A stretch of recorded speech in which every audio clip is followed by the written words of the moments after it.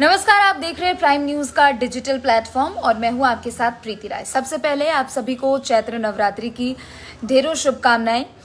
देखिए, इस बार चैत्र नवरात्रि की शुरुआत जो कि 22 मार्च से हो चुकी है और पहले दिन माता शैलपुत्री की पूजा की जाती है। 9 दिनों का नवरात्र होता है। चैत्र नवरात्र में भी काफी लोग इसे शारदीय नवरात्रों की तरह ही एकदम उसी उत्साह के साथ मनाते हैं। हालांकि इस बार चैत्र नवरात्र कुछ जगहों पर अलग तरीके से मनाया जा रहा है। चूंकि देखिए, हमारे भारत देश में कई परंपराएं हैं। सभी जगहों पर अलग अलग परंपरा से मनाया जाता है। कहीं पर इसे चैत्र नवरात्र के रूप में मनाया जाता है, जिसके तहत हिंदू नववर्ष की शुरुआत होती है। तो वहीं दूसरी तरफ अगर आप साउथ में, दक्षिण में चले जाते हैं तो उगदी की कहा जाता है इस समय को, जहां उनके भी कैलेंडर से मतलब नव वर्ष की शुरुआत होती है। वहीं अगर हम महाराष्ट्र में चले जाए तो गुड़ी पड़वा कहते हैं। उनके भी परंपरा में, उनके भी कल्चर में नए वर्ष की ही शुरुआत होती है। तो देखिए, भारत देश हमारा जो कि बहुत सारे कल्चर इसमें आते हैं और अलग अलग कल्चर के तहत अलग अलग स्टेट्स में, अलग अलग राज्यों में इस नवरात्रि को अलग अलग तौर पे मनाया जाता है, अलग अलग रूप में मनाया जाता है और काफ़ी उत्साह के साथ मनाया जाता है। अगर हमारे उत्तर भारत में बात की जाए तो उत्तर भारत में इसे चैत्र नवरात्रि कहते हैं और नवरात्रों की तरह ही इसे मनाया जाता है, जैसे हम शारदीय नवरात्रों की पूजा करते हैं, जैसे शारदीय नवरात्रि हम मनाते हैं। तो देखिए, इस बार अनूठी पहल ये की गई है, चाहे उत्तर प्रदेश की सरकार हो या फिर उत्तराखंड की सरकार क्यों ना हो, दोनों ही प्रदेशों में अलग अलग तरीके से चैत्र नवरात्र को मनाने की अपील भी लोगों से की गई है और इसे लेकर पहले ही निर्देश जारी कर दिए गए थे। अगर हम उत्तराखंड की बात करते हैं तो देवभूमि उत्तराखंड, नाम से ही पता लगता है देवभूमि है वो। वहां पर कई ऐसे सिद्धपीठ मंदिर है, ज्योतिर्लिंग भी है वहां पर, और धार्मिक भावनाएं लोगों की वहां से बहुत जुड़ी हुई है। खासकर अगर देवभूमि में आप जाते हैं तो आप हर गली में आपको एक मंदिर नजर आएगा और आप लोगों को देखकर ही, उनकी आस्था को देखकर ही आप समझ पाएंगे कि देवभूमि उत्तराखंड से क्यों कहा जाता है। तो देवभूमि उत्तराखंड में चैत्र नवरात्र को लेकर वहां के मुख्यमंत्री पुष्कर सिंह धामी ने कुछ दिनों पहले, नवरात्र के कुछ दिनों पहले निर्देश जारी किया था, जहां महिला शक्ति योजना के तहत इस पूरे चैत्र नवरात्र को मनाया जाएगा। यानी उत्तराखंड में 22 मार्च से लेकर 30 मार्च तक, यानी नवरात्रि रामनवमी तक इसे महिला सशक्त योजना के तहत मनाया जाएगा। महिला सशक्त योजना के तहत इसलिए मनाया जाएगा चूंकि नाम से ही आपको समझ में आ रहा होगा, नवरात्रि है और नवरात्रि के 9 दिनों में माता के अलग अलग स्वरूपों की पूजा की जाती है। जाहिर सी बात है, नारी शक्ति है और हमारे समाज में नारी शक्ति को काफी पूजा जाता है। तो महिलाओं को एक सम्मान देने के लिए और उनके प्रति अपने आप को समर्पित करने के लिए हर अलग अलग रूप में माताओं को पूजा जाता है। ना सिर्फ उत्तराखंड में बल्कि हमारे देश में नारी शक्ति की पूजा की जाती है, अलग अलग स्वरूपों में पूजा की जाती है। कहीं देवी माता के रूप में पूजा की जाती है, कहीं कन्या के रूप में पूजा की जाती है। माता रानी के कई ऐसे अलग अलग स्वरूप है जिनके अलग अलग दिनों में पूजा की जाती है। तो 9 दिनों तक ये पूजा की जाती है और इस पूजा के तहत इस चैत्र नवरात्र को हम कह सकते हैं महिला सशक्त योजना के तहत वहां पर मनाया जा रहा है। पहले ही निर्देश इससे लेकर जारी कर दिए गए हैं। कुछ लोगों के मैसेजेस भी आ रहे हैं, उनको भी देख लेते हैं। विक्की बंसल जी कह रहे हैं आपको भी नवरात्रि की ढेरों शुभकामनाएं। आपको, आपके फैमिली को हैप्पी नवरात्रि, आपके फैमिली को भी नवरात्रि की ढेर सारी शुभकामनाएं। जी हाँ, आज मेरा भी फास्ट है और आप सभी को, जितने भी हमारे दर्शक हैं, उनको भी नवरात्रि की बहुत बहुत शुभकामनाएं। माता रानी आप सबको स्वस्थ रखे, खुशहाल रखे। हम बात कर रहे थे उत्तराखंड की। तो उत्तराखंड में महिला सशक्त योजना के तहत इसे मनाया जा रहा है। इसे लेकर निर्देश जारी कर दिए गए थे। हर जिले में, हालांकि उत्तराखंड में 13 जिले हैं, 13 जिलों में कई ऐसे देवी मंदिर है, सिद्धपीठ मंदिर है, शक्तिपीठ भी है वहां पर। तो मंदिरों को लेकर निर्देश जारी किया गया। उनके जिलाधिकारियों को ये निर्देश दिया गया कि अगले 9 दिनों तक हर देवी मंदिर में और हर सिद्धपीठ, शक्तिपीठ मंदिरों में, और साथ ही वहां पर ज्योतिर्लिंग भी है, वहां पर रामचरितमानस का अखंड पाठ करवाया जाएगा। दुर्गा सप्तशती पाठ भी 24 घंटे वहां पर सुनाई देंगे।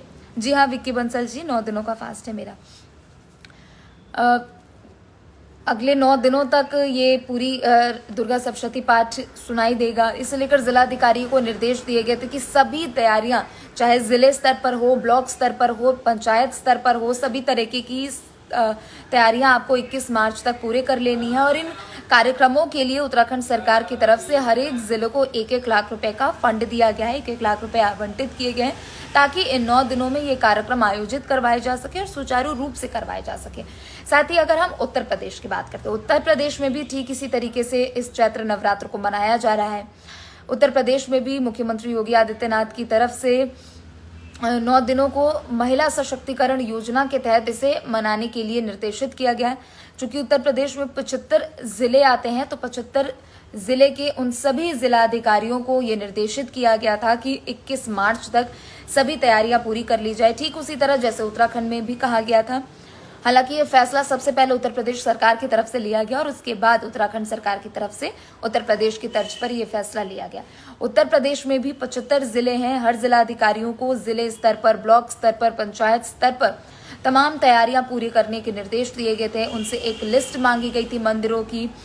चूंकि उत्तर प्रदेश एक हमारे देश का सबसे बड़ा राज्य है, यहाँ आबादी भी सबसे ज्यादा आती है और ऐसे में कई गलियों में आपको कई ऐसे मंदिर मिल जाएंगे उत्तर प्रदेश से जिसका कहीं ना कहीं पौराणिक इतिहास और जुड़ा हुआ है। और उत्तर प्रदेश की हम बात करते हैं तो शक्तिपीठ भी उत्तर प्रदेश में काफ़ी पाए जाते हैं। ज्योतिर्लिंग भी है उत्तर प्रदेश में, सिद्धपीठ मंदिर भी कई सारे हैं उत्तर प्रदेश में। तो इन तमाम चीज़ों को देखते हुए पहले ही सभी को निर्देशित कर दिया गया था और उत्तर प्रदेश में भी सभी जिलों को, उनके जिलाधिकारियों को 1-1 लाख रुपए आवंटित किए गए थे। तो इस बार का जो चैत्र नवरात्र है ये दोनों ही प्रदेश सरकार की तरफ से, बेशक उत्तराखंड हो या उत्तर प्रदेश हो, दोनों ही सरकारों की तरफ से इसे महिला सशक्तिकरण की योजना के तहत और महिला सशक्तिकरण को बढ़ावा देने के लिए इस चैत्र नवरात्र को मनाया जा रहा है। दोनों ही जिलों में महिलाओं की सहभागिता, बालिकाओं की सहभागिता हर एक कार्यक्रमों में सुनिश्चित करने के निर्देश दिए जा चुके थे। चूंकि इतने बड़े पैमाने पर और 9 दिनों तक सांस्कृतिक कार्यक्रमों का आयोजन होगा तो महिलाओं की भागीदारी सबसे अधिक हो, इसे लेकर पहले ही दिशा निर्देश जिलाधिकारियों को जारी कर दिए गए थे। चाहे कोई भी महिला हो, किसी भी वर्ग की महिला क्यों ना हो, किसी भी उम्र की महिला क्यों ना हो, बालिकाओं के अगर बारे में हम बात करते हो, चाहे वो छोटी बच्चियां हो या फिर बड़ी लड़कियां हो या फिर एडल्ट हो, शादीशुदा महिलाएं हो, सभी को लेकर उनकी सहभागिता सुनिश्चित की जाएगी इन सांस्कृतिक कार्यक्रमों में। इसे लेकर दिशा निर्देश पहले ही जारी कर दिए गए थे। देखिए, सरकार की तरफ से कहीं ना कहीं ये पहल बहुत अच्छी की गई है अगर हम इसे राजनीति को हटा देते हैं।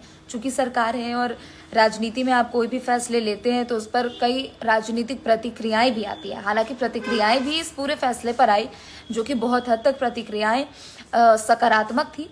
कई विपक्ष के ऐसे नेता हैं और कई धर्मगुरु भी हैं जिन्होंने दोनों ही सरकारों के इस फैसले को सराहा है। अगर राजनीति को हम थोड़ी देर के लिए इस फैसले से हटा देते हैं तो जाहिर सी बात है, चूंकि हम एक समाज में रह रहे हैं और लोगों का जुड़ाव धर्म से बहुत ज़्यादा होता है, आस्था लोगों की गहरी होती है और ऐसे में किसी भी एक वर्ग विशेष को देखकर ये फैसला नहीं लिया गया है सरकारों की तरफ से। और ऐसा ज़रूरी भी है कि इस तरीके के कार्यक्रम करवाने भी चाहिए, चूंकि अगर समय समय पर इस तरीके के कार्यक्रम होंगे तो सबसे पहली बात तो जो महिलाएं घरों में रहती हैं, जो लड़कियां घरों में रहती हैं, उनके अंदर भी एक सांस्कृतिक कार्यक्रम ही क्यों ना सही, उनके अंदर भी इन सब कार्यक्रमों में भाग लेने के लिए एक उत्साह भी नजर आएगा। और दूसरी तरफ चूंकि समय समय पर अगर इस तरीके के कार्यक्रमों का आयोजन कराया जाएगा तो लोगों की धार्मिक भावनाएं भी बनी रहेगी और लोगों का कहीं ना कहीं जुड़ाव अध्यात्म की तरफ और बढ़ेगा। चूंकि देखिए, अगर एक प्रदेश में एक सरकार होती है तो सरकार को हर काम पर फोकस करना होता है, हर चीज पर विकास करने की जरूरत होती है।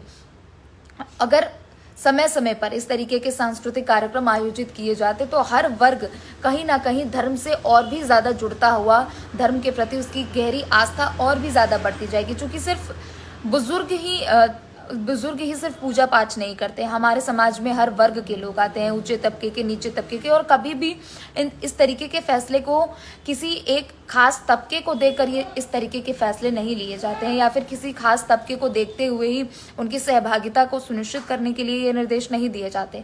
समय समय पर जब प्रदेश में इसी तरीके के फैसले लिए जाएंगे तो जाहिर सी बात है लोगों का धर्म के प्रति जो जुड़ाव है, जो लगाव है, वो और आने वाले दिनों में बढ़ेगा और साथ ही लोगों को एक अच्छा मौका भी मिलेगा अपने धर्म के प्रति और भी ज्यादा जानकारियां लेने में।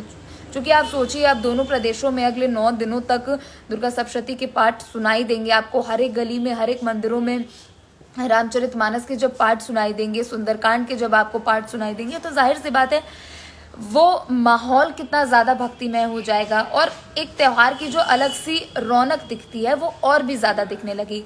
कोई भी त्यौहार होता है उससे पहले सभी तैयारियां पूरी कर ली जाती है और ऐसे में अब जबकि जिलाधिकारियों को निर्देश दिए गए थे खास तौर पर, तो उन तैयारियों को देख के और गलियों में दुर्गा सप्तशती के पाठ सुनाई देना, रामचरितमानस के दोहे सुनाई देना, सुंदरकांड का पाठ सुनाई देना, वो और भी कहीं ना कहीं लोगों के अंदर उत्सुकता को भी बढ़ाता है, अध्यात्म को भी बढ़ाता है, लोगों की धार्मिक भावनाओं को भी बढ़ाता है। तो मेरा यही कहना है लोगों से कि आप भी इस योजना के तहत जो सरकार की तरफ से ये योजना चलाई गई है उसके तहत आप भी भाग लें। आप भी अपने घर की महिलाओं को, बालिकाओं को ज़्यादा से ज़्यादा इसमें भाग लेने के लिए कहे। चूंकि देखिए किसी भी क्षेत्र का, देश का, राज्य का विकास तभी होता है जब वहाँ की महिलाएं विकसित होती है, महिलाएं ज़्यादा भाग लेती है। चूंकि पुरुष हर चीज़ में आगे निकलते हैं और कहीं ना कहीं महिलाओं के पास ये प्रिविलेज थोड़ा कम हो जाता है। आज भी कई ऐसे ग्रामीण इलाके हैं जहाँ महिलाएं घरों से बाहर नहीं निकलती हैं। तो आप ज़रा सा सोचिए कि जब ये कार्यक्रम आयोजित किए जाएंगे, कीर्तन के ही सही, भजन के ही सही, अगर महिलाएं अपने घर से बाहर निकलेंगी, धर्म के लिए ही सही, अगर महिलाएं अपने घर से बाहर निकलेंगी तो कहीं ना कहीं समाज के कल्याण के लिए ये चीज़ें की जा रही है। तो एक बार फिर से आप सभी को नवरात्रि की ढेरों शुभकामनाएं। जय माता दी।